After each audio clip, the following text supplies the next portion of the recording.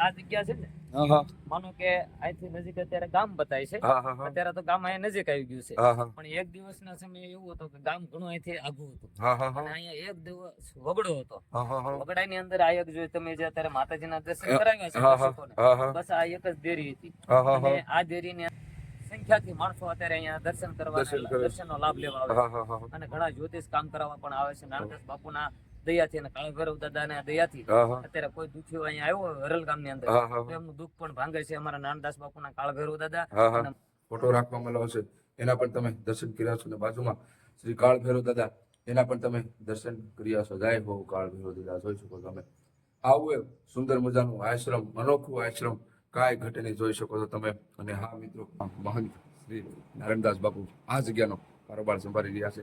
જોઈ શકો તમે ઘણા ખોટા સાધુ સંતો મહંતોના કાંઈ ઘટે નહીં બાપુ અંદર.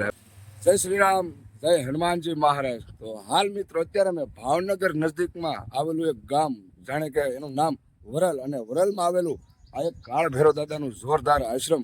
અને હા મિત્રો, આપણને આ આશ્રમે લઈને આવ્યા છે આપણા મિત્ર એવા રમેશભાઈ. તો ચાલો અત્યારે હું તમને કાળ ભૈરવ દાદાના દર્શન કરાવું, ચેતન ધૂણાના દર્શન કરાવું, માં ખોડિયારમાંના દર્શન કરાવું. અને હા, એક ચેતન ધૂણો અને બીજા મતલબમાં કે અહીંના મહંત શ્રી નારાયણદાસ બાપુ સ્વભાવના જોરદાર, કાંઈ ઘટે નહીં. બેસશું, આનંદ કરશું. ચાલો ત્યારે મળીએ. જય શ્રી રામ. જય શ્રી રામ મિત્રો, આ છે કાળ ભૈરવ દાદાના મંદિરનો પ્રવેશ ગેટ દ્વાર.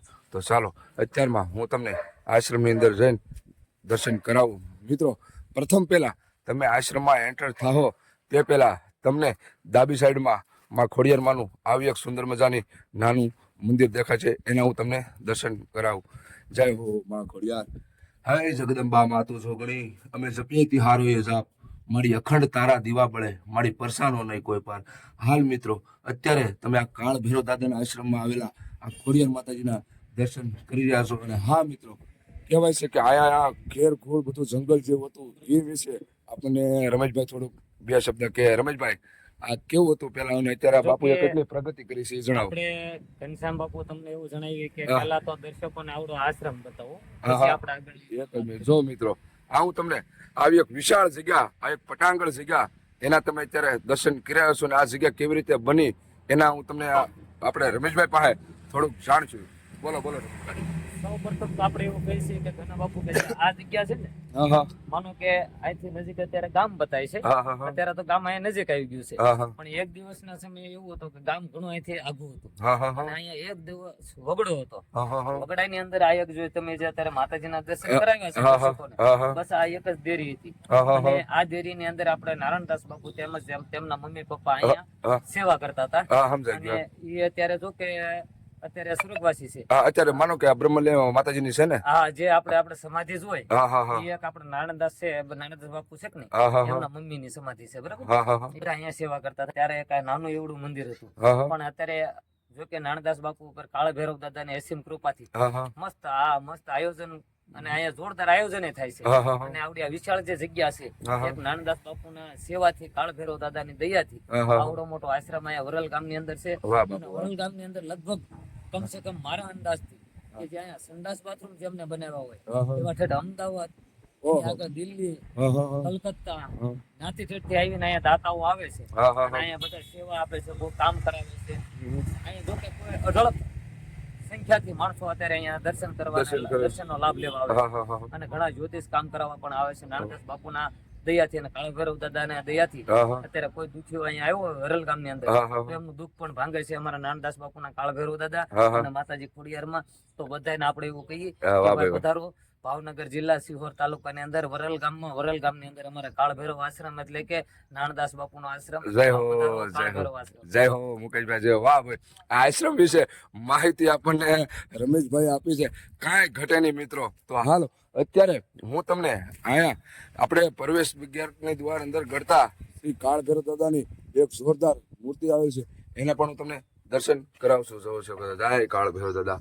ઓમ ભગવતે કાળ ભૈરવાય નમઃ, ઓમ ભગવતે કાળ ભૈરવાય નમઃ, ઓમ ભગવતે કાળ ભૈરવાય નમઃ. મિત્રો હાલ અત્યારે તમે દર્શન કરી રહ્યા છો કાળ ભૈરવ દાદાના, જોઈ શકો છો તમે. હા મિત્રો, કાળ ભૈરવ દાદાના દર્શન કર્યા બાદ અત્યારે હું તમને આ વિશાળ જગ્યા, પટાંગણ જગ્યા, અને કાંઈ ઘટે નહીં અત્યારે હું તમને ટૂંક સમયમાં આપણે નારાયણદાસ બાપુના પણ દર્શન કરાવવાનો સૌ અને ગણો ને તો એક સમાધિ માતાજીની છે એના પણ હું તમને દર્શન કરાવીશ. જોઈ શકો છો તમે સામે ભગવાન શ્રી કાળ ભૈરવ ધામ વરાલ. હા મિત્રો, ઘણી પણ આવી નાળિયેલી આવું એક મસ્ત મજાનું આશ્રમ અને જોઈ શકો તો આવું એક ધજા સ્તંભ આ બાપુએ અંદર આશ્રમમાં રાખવામાં આવેલો છે. જોઈ શકો છો તમે.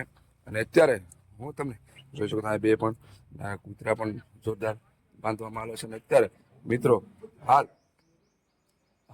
અત્યારે હું તમને માતાજીની સમાધિનું સ્થળ છે એના પણ હું તમને દર્શન કરાવવા જઈ લઉં છું.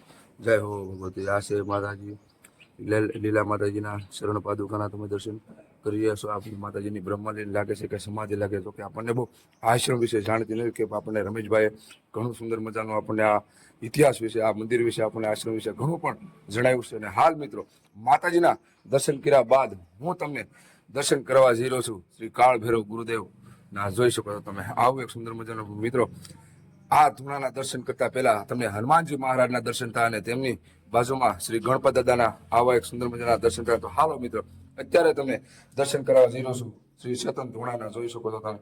જય હો સદગુરુ મહારાજ. નમો નારાયણ.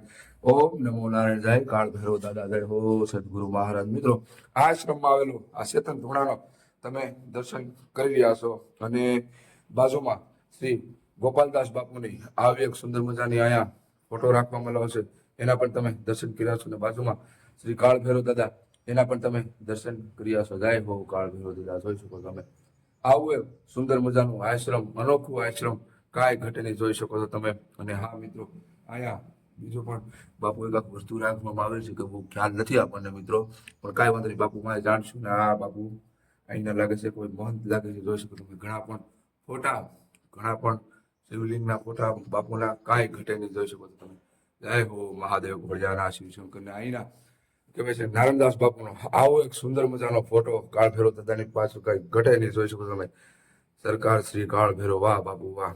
હાલો મિત્રો અત્યારે તમને સતન ધૂણાના દર્શન કરાવ્યા, કાળ ભૈરવ દાદાના દર્શન કરાવ્યા બાદ હું તમને દર્શન કરાવવા જઈ રહ્યો છું શ્રી મહંત શ્રી નારાયણદાસ બાપુના. જોઈ શકો તમે આવી એક વિશાળ જગ્યા, આવું કાંઈ ઘટે નહીં.